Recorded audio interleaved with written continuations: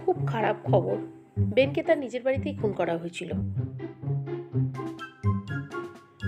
খুনের সময় বেনের দুই বন্ধু উপস্থিত ছিল, রায়, জয়। তারা দুজনেই খুনের সময় বাড়িতে উপস্থিত ছিলেন।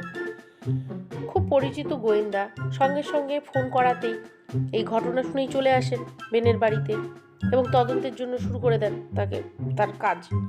এবং তদন্তের জন্যই যা যা তথ্য সংগ্রহ তাই করা হয় এবং জিজ্ঞাসাবাদও করা হয় রায় এবং জয়কে। রায়ে একটা হলুদ গাড়ি ছিল আর জয়ের একটা লাল গাড়ি ছিল। খুন হওয়ার সময় বেনেরও একটা কালো গাড়ি ছিল, যা এক সপ্তাহের জন্য সেই জায়গায় পার্ক করা হয়েছিল।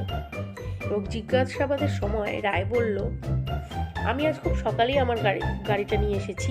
আমি যখন এসেছি তখন জয়ের গাড়ি ইতিমধ্যেই সেখানে পার্ক করা ছিল। আবার জয়ও একই বলল। জয় বলল, আমি যখন আজকে সকালে এসেছি তখন রায়ের গাড়ি ইতিমধ্যেই সেখানে দাঁড়িয়েছিল, আমি কিছুই জানি না।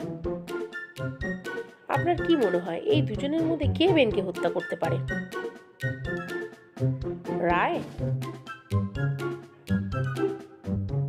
নাকি জয়?